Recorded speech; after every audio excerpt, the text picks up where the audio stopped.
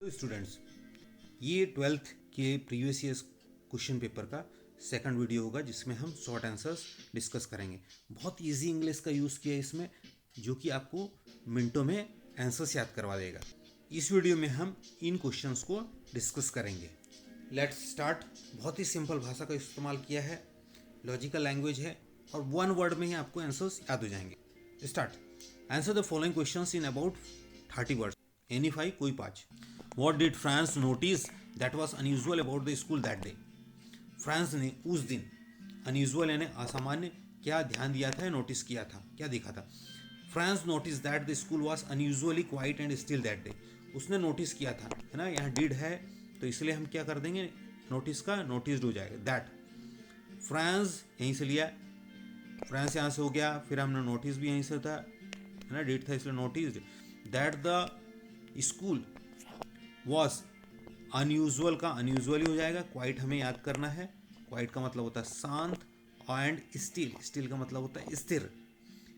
इन दो को वर्ड्स को याद करना। दैट डे हमने यहाँ से ले लिया, इतना ईजी है। तो आपको दो वर्ड याद करना है, remaining part is from your questions. और you can write in this way also. Franz notice that the school was very quiet and still. अब हमने इसमें सिर्फ वेरी ऐड कर दिया है कि फ्रांस नोटिस किया था कि हमने अनयूजुअली वर्ड हटा दिया, उसके जगह वेरी लगा दिया, यानी यानी बहुत बहुत क्वाइट और स्थिर था। There was no noise of desk.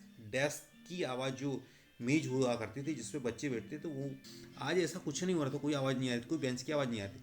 His classmates, classmates यानी साथी, वर इन देयर सेट्स, वो पहले से ही अपनी अपनी जगहों पर बैठे हुए थे।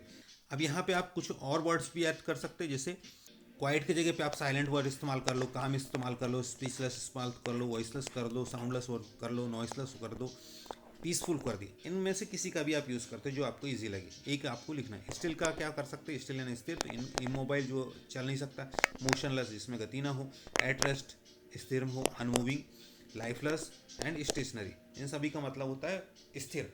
तो इनमें से जो आपको याद होता है वो आप याद कर लीजिए, एक एक वर्ड आपको ऐड करना है। नेक्स्ट क्वेश्चन है, what makes the city of Firozabad famous? What का मतलब क्या या कौन सी चीज़ फिरोजाबाद शहर को प्रसिद्ध बनाती है? तो बैंगल मेकिंग एक सिंपल वे में लिखते हैं कि ग्लास बैंगल्स। अगर आपको नहीं आ रहा है तो आप बढ़िया ये करिए कि जी आप कैपिटल करें, ग्लास बैंगल्स इस वर्ड की जगह पे रखिए, makes the city of Firozabad famous, ये सबसे सरल हो गया। या फिर दूसरा हो सकता, Firozabad is famous for its glass bangles. Firozabad इसकी ग्लास बैंगल्स की वजह से प्रसिद्ध है। It is the centre of, centre यानी केंद्र है, of India's glass blowing industries. Glass blowing industries यानी जो ब्लो करके फूक के ग्लास का सामान बनाया जाता है, उसके उद्योग के लिए प्रसिद्ध है। How did the instructor build a swimmer out of A Douglas? किस तरह से इंस्ट्रक्टर या फिर ट्रेनर ने डगलस को एक अच्छे स्विमर के रूप में कैसे ढाला या बनाया? तो उसके लिए स्टेप्स में किया हुआ है। इसको भी दो पार्ट में देखते हैं, ज़्यादा अंतर नहीं, बहुत सा सिमिलर है। The instructor built out of Douglas, यहीं से लिखते हैं, the instructor built a swimmer out of Douglas by tying, tying का मतलब होता है बांधना, टाइंग अ रोप, रस्सी, टू हिज बेल्ट, उससे बेल्ट से रस्सी बांध दी, एंड लेटिंग हिम, और वो लेटिंग का मतलब होता है छोड़ना, और उसको छोड़ना गो अंडर, वो कि वो अंदर जाए, ताकि अगर डूबने की स्थिति हो तो खींच लिया जाए।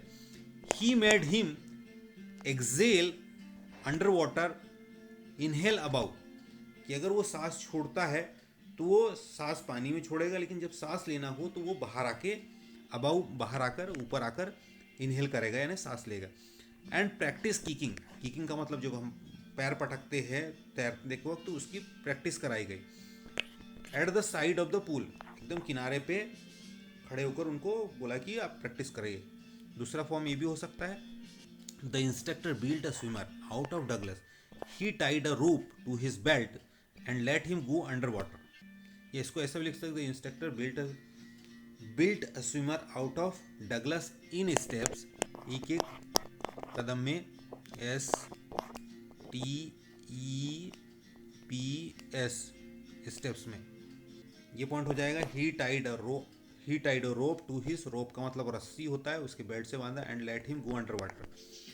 ही टॉट हिम, टीच का सेकंड फॉर्म उसने उसे सिखाया था, he taught him to exhale, exhale का मतलब छोड़ना, in water and inhale above, और बाहर आके या फिर आउट ऑफ वाटर आकर उसको इनहेल करना, सांस लें। ही मेड हिम प्रैक्टिस किकिंग, और पैर पटकने की, पानी में छप छप करने की practice at the pool side, pool के किनारे पे प्रैक्टिस करवाई थी। वाई वॉज क्रॉफ्टर, क्रॉफ्टर जो किसान था वहाँ पर रेड ट्रैप चैप्टर में। सो टॉकेटिव, टॉकेटिव का मतलब बातूनी, बहुत बात करता था, एंड फ्रेंडली, दोस्ताना था, व्यवहार था उसका, विद द पेडलर, पेडलर यानी फेरी वाला। The crofter was so talkative and friendly हमने यहीं से लिया है, बहुत ज़्यादा टॉकेटिव था। देखिए द क्रॉफ्टर वॉस हमने यहाँ पे ऐड कर दिया, was so talkative and friendly with the peddler because, क्योंकि वाई था तो इसलिए हमने बिकॉज लगा दिया, फिर एस भी लिख सकते। S he was alone, alone का मतलब होता है अकेला, and wanted someone for company, और उसका साथ देने के लिए वो किसी का साथ चाहता था, या किसी को चाहता था कि वो कोई वहाँ पर है तो उसको कंपनी मिल जाएगी, इसलिए वो पेडलर के साथ में बड़ा टॉकेटिव और फ्रेंडली था। वाई डू यू थिंक, तुम ऐसा क्यों सोचते हो, the servant thought Gandhi to be another peasant, peasant का मतलब होता है किसान। तो वहाँ के जो डॉक्टर राजेंद्र प्रसाद जी के यहाँ पर जो सेवक थे, सर्वेंट्स थे, उन्होंने गांधी जी को दूसरे किसान के रूप में ही क्यों माना था। The servant thought Gandhi to be another peasant, हमने क्वेश्चन से कॉपी किया इसको, थिंक था तो इसको हमने पास्ट फॉर्म में लिख दिया है, या फिर आप थिंक भी लिख सकते क्योंकि डू ही दिया हुआ। Thought Gandhi to be another peasant because, क्योंकि ही वॉर, उसने पहने थे अ सिंपल धोती, अगर आपको लगे तो ही वियर्स आ जाएगा, पर बेटर है कि आप सेकंड फॉर्म में लिखे, पास्ट का है ये पार्ट पूरा। ही वॉर अ सिंपल धोती, क्योंकि उन्होंने एक साधारण सी धोती पहनी हुई थी, एंड वाज अकम्पनीड, अकम्पनीड का मतलब साथी थे, उसके साथ साथी थे या साथ था। Was accompanied by a poor farmer, Rajkumar Shukla, और उनके साथ में राजकुमार शुक्ला जो कि एक गरीब किसान थे। इस वजह से सेवक लोगों ने गांधी जी को भी एक कृषक समझा था, या फिर अधिया समझा था, इंडिगो शेयर क्रॉपर समझा था। सुब्बू इज डिस्क्राइब्ड, पैनकेक से हम Subbu character, Subbu is described as many sided genius, कई विधियों में जीनियस यानी बहुत ही अच्छा, बुद्धिमान। जीनियस का मतलब होता है प्रतिभाशाली, है ना, कई क्षेत्रों में उसको प्रतिभाशाली डिस्क्राइब किया गया था। List two of his special abilities, उसकी दो विशिष्ट योग्यताओं को बताइए। तो सुब्बूज टू स्पेशल एबिलिटीज आर, उसकी दो स्पेशल एबिलिटीज क्या क्या थी। सुब्बू वॉज ऑलवेज चीयरफुल, वो सदा प्रसन्नचित रहता था, खुश रहता था। ही वॉज एन एक्टर, वह एक एक्टर था, पोएट था, लेखक था, और एक नॉवलिस्ट, उपन्यासकार था। ये उसकी दो हमने स्पेशल एबिलिटीज की जानकारी दे दी है, इतना ही आपको ऐड करना है। Question 7, why did not Sophie wanted Jansie to know about her story with Danny, Danny Casey जो कि एक आयरिश फुटबॉलर था। सोफी एक कहानी बनाती है कि उसकी मुलाकात डैनी से हुई थी, और वो चाहती थी कि जेनी को उसके बारे में पता न चले।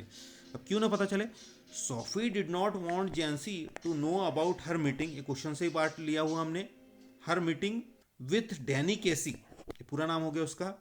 To know about her story, यहाँ पे मीटिंग लिखा, आप हर स्टोरी भी कॉपी कर सकते हैं।